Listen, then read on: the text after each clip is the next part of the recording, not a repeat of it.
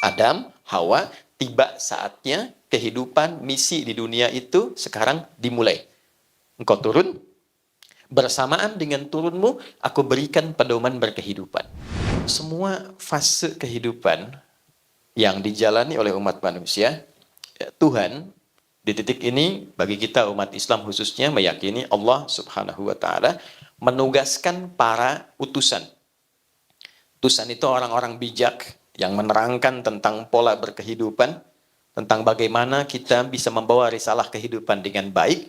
Ya, risalah itu yang membawanya disebut Rasul namanya. Baik ya. Jadi dari manusia pertama turun sudah membawa pedoman berkehidupan.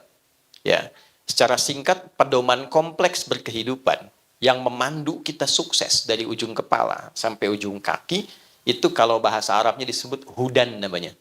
Apa namanya? Hudan, kan?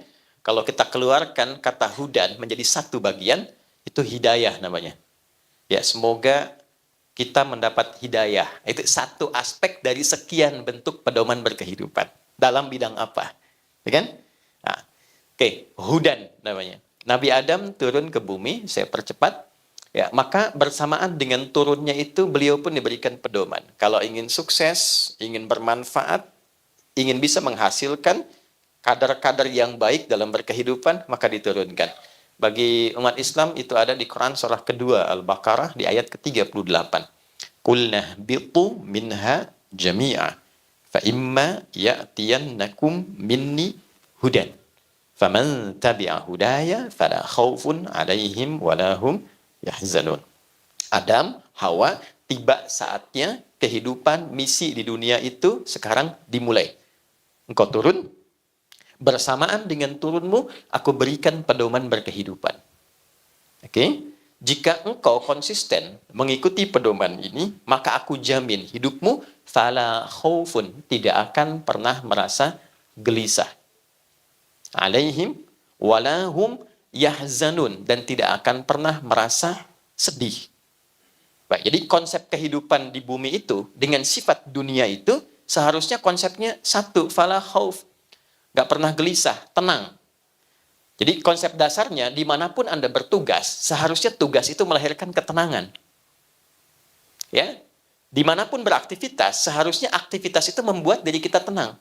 Jadi kalau ada kegiatan, dan kalau ada ruang tempat kita beraktivitas, tidak membuat kita tenang, artinya ada pedoman yang belum kita baca, dan belum kita implementasikan, sehingga tugas-tugas itu tidak kita rasakan membawa ketenangan dalam kehidupan pekerjaan kita.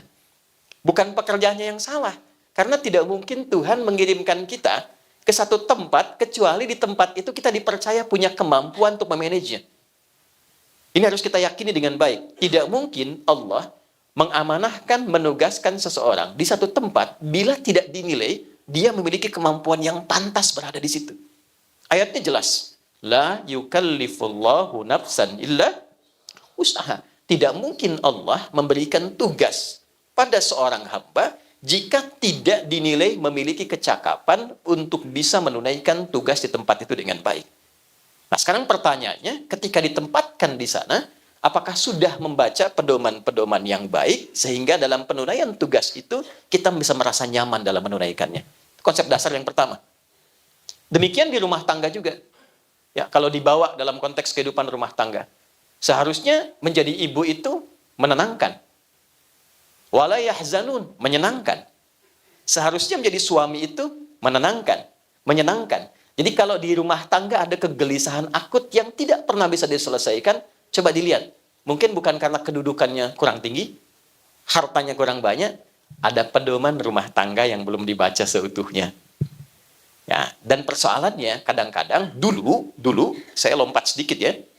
Di Melayu saja kalau mau nikah itu biasanya calon menantu datang ke rumah calon mertua, nanti melamar pada bapaknya.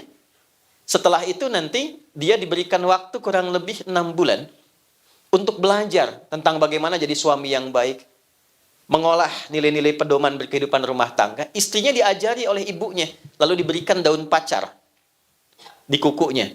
Ya, dan itu disebut dengan masa pacaran namanya. Ya, seorang calon istri ditandai dengan daun pacar, belajar tentang fikih rumah tangga, minimal 40 hari sebelum terjadinya pernikahan. Masa itu disebut dengan pacaran. Jadi bukan naik beca berdua, belum halal ya, sebeca seakan milik bersama, tukang beca nggak ada gitu. Sehingga ketika menikah, sebagian rasa kasih sayang sudah dihabiskan dalam masa-masa pergaulan itu. Kembali ya, saya agak cepat. Itu konsepnya.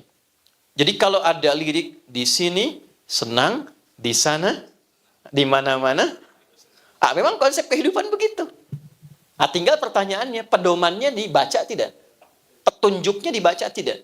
Kita punya handphone, pedomannya tidak pernah dibaca, mustahil bisa menggunakan dengan baik. Maka setelah Nabi Adam, kemudian ada Nuh, Rasul pertama, terus sampai ke Ibrahim, saya lompat sampai ke Nabi Musa. Nabi Musa kitabnya apa? Rasul kan? Ya, beliau Rasul kan? Diberi kitab kan? Kitabnya namanya Taurat. Taurat ketika diperkenalkan, itu bukan hanya namanya, tapi fungsinya. Coba yang Muslim lihat Quran surah 17 Al-Isra di ayat kedua. Wa ataina Musal kitaba wa ja'alnahu hudan li bani Israil. Dan pada Musa aku berikan kitab namanya Taurat, namanya nanti di Ali Imran ayat ketiga, Taurat, dan fungsi Taurat itu hudan, pedoman berkehidupan. Objeknya siapa? Pada saat itu komunitasnya namanya Bani Israel, satu region saja. Oke? Nabi Isa, saya lompat cepat ya. Ya, beliau membawa Injil. Injil itu apa fungsinya? Hudan. Pedoman berkehidupan libani Israel bagi kaumnya pada masa itu. Langsung cepat Nabi Muhammad sallallahu alaihi wasallam. Beliau dapat pedoman. Namanya apa kitabnya? Al-Qur'an. Al-Qur'an ketika diturunkan bukan sekedar untuk dibaca. Membaca itu gerbang pembuka untuk mengetahui isi. Sehingga dengan mengetahui isinya, kita bisa praktekkan pedoman dalam Al-Quran itu pada kehidupan. Turunlah Quran surah kedua, ayat 185 itu. Syahrul Ramadan alladzi unzila fihil Quran hudal linnas. Di bulan Ramadan, diturunkan Al-Quran itu bukan untuk sekedar dibaca.